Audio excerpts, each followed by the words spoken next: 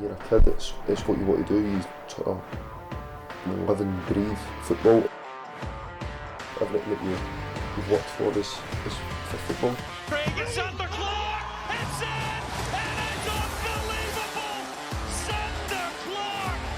Zander Clark stands firm. Big save. Big save for Zander Clark. Attacking Zander Clark. Holds on for dear life. Somehow Zander Clark keeps it out.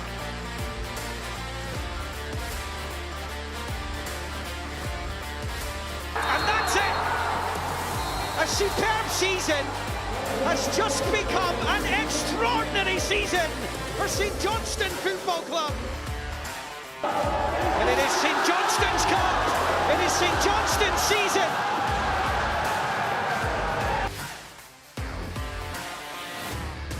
When you were younger, it was almost, that was all you done, was play football with your pals, me, my pal, my brother. It was just like school, playtime, football, come home, back out, play football till your mum shouted you for your dinner. And then it was just sort of for there that I just wanted to any time I wanted to do anything, it was go and play football. And I remember as well, Mum and Dad took us one night to a Champions League night at Ibrox, and that was probably the sort of first time that I went to a game and went, wow, this is something that I want to sort of do type thing. And it was, as I say, it was just one of them that anytime I could go to a game, I would go along and watch it. It didn't need to be, as I said, didn't need to be a professional team. I used to go and watch Yoker. My dad, he was a Yoker Athletic fan, so he still to this day goes and follows them whenever I'm not playing. So we used to go, say, watch the game, or if it wasn't the local, it was a game on the telly. But I went for my first trial at local Patrick Boys Club. It was one of them that I had went trial, and I think the goalkeeper might not have shown up, or he was ill or something that night at training. And I was like, listen, I'll go in goals, and then ever since that it's been something that obviously stuck with me. But it was one that, from playing with my brother and, as I say, mates, I keep going back to them, but that's how it started. They used to just chuck me in and say, right, you deal with this type thing. Hamilton was sort of my first club where I was in, signed up on a youth contract. Loved it there. It was one of them though, I get released for there for being too wee. Going back on, touching on like goalkeepers being too wee, and that was sort of the reasoning behind it, that they didn't think I was going to be tall enough to be a top flight goalkeeper. And in fairness to them, I probably didn't take my growth spurt till I was maybe 16 or 17. I think when I moved to Perth and get the fresh air into me, it sort of made me grow. Once you get into that sort of youth contract sort of time, you're in training, you see like first team players and that run about you, that switch in your mind sort of gets like flicked on, that you want to be, listen, I want to be coming in here and being the first team ones and what have you. So it was something that sort of did strive on it, because it was what I wanted to do. First signed with St Johnstone, again it was like professional, but it was like your youth form. It was almost like your apprenticeship, and that's what it used to be. You know, you used to be in crack of dawn in the morning to, you know, pump the balls up, let the boys down after training, clean the players' boots, make sure that everything, that all their training kit was there. You were almost like a kit man, but it sort of made you, how to put it, sort of made you stronger, want to get to be the one getting that done for you type thing.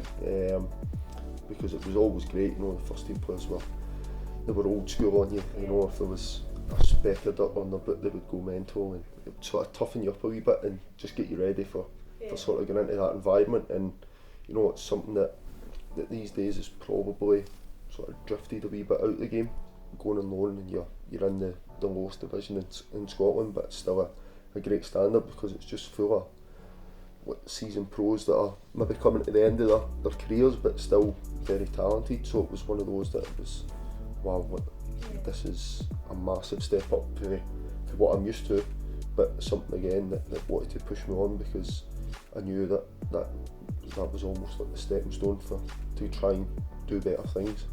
obviously knowing the gaffer from his playing time and then his time as assistant, it was one of them that you were delighted to see him come in. You could always knew that he would go into management, even when he was playing. You know, his sort of attention to detail on everything that he done was second to none. And you know, when he got his name was getting linked with the job, it was one that I was hopeful that they would, you know, the club would go with, because I obviously worked with him when he was, as I say, assistant, and he went on, done obviously stuff with Millwall and Stoke, and obviously Gordon Strachan took him in as a backroom coach at Scotland to I can't remember what game it was. I think it was the England games and stuff like that.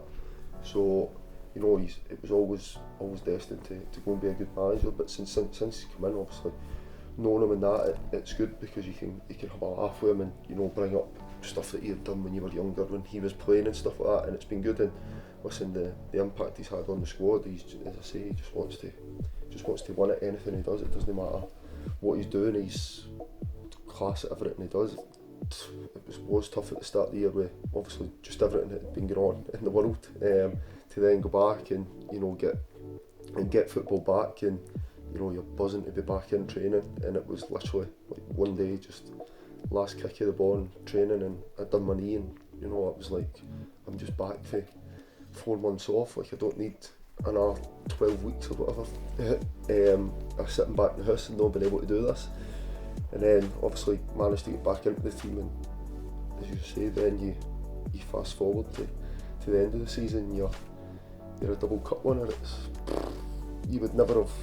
Jesus, that's what I meant. I spoke to my dad after one, was it the Scottish Cup final, and he said, it's like what dreams are made of. And I'm going, I don't think I've ever had a dream that I would go and win, you know, a cup double out with Rangers or Celtic. You know, it was one of them that nobody would ever have backed it. I think it was 10,000 to 1 or something at the start of the season, somebody was saying.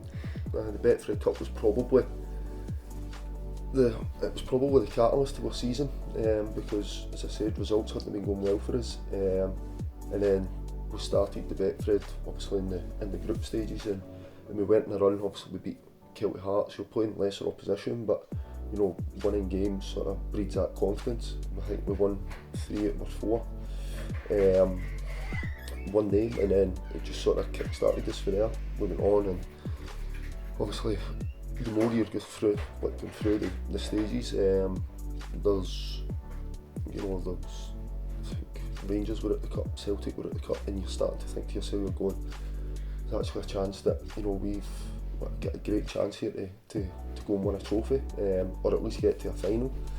And then obviously you get the semi-final against Hibs, and granted as massive underdogs, and to come away with that with a 3-0 win, you're going, right now we've given ourselves a right good chance, because no matter, it was one of those, whoever you were going to face in the final, you were going to fancy yourself strongly. And then when the day come around and to win it 1-0 and like that, first time in the club's history, it was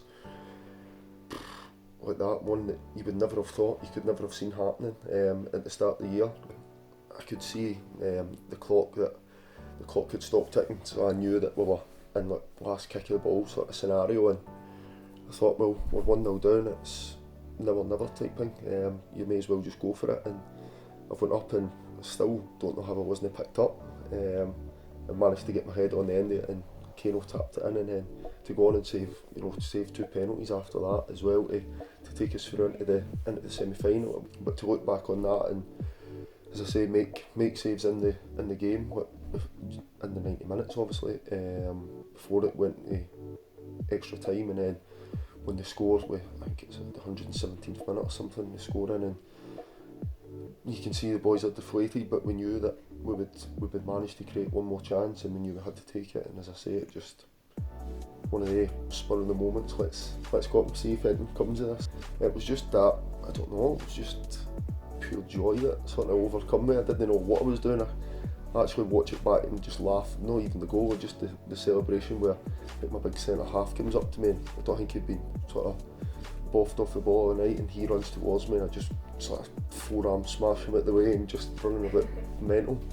It was one of them that just joy. I don't think you can actually put it into words, that the feeling that you get from it. It's just, obviously at the time you lift the trophy, it's the exact same, and then you sort of have that wee 5-minute spell where you're walking through the pitch into the change room, and then the music goes on, and it just, that joy for everything just overcomes you again, and it's difficult to put it into words actually what it does feel like, but it's just that sheer emotion of happiness and everything. And as you say, the videos that it come out, it's obviously great, just so funny to be involved in it. You know, the last thing you would probably expect to see, except us win the double, was the manager with no top on, barely sliding into a door in the middle of Hampden. It was funny as anything. Nothing can ever come close to that feeling of just sitting looking at, you know, a winner's medal. It's something that when you're a kid, you want to go and do it. You know, you want to go and play at Hampden, you want to go and play in national finals and win trophies, and thankfully I've done it twice.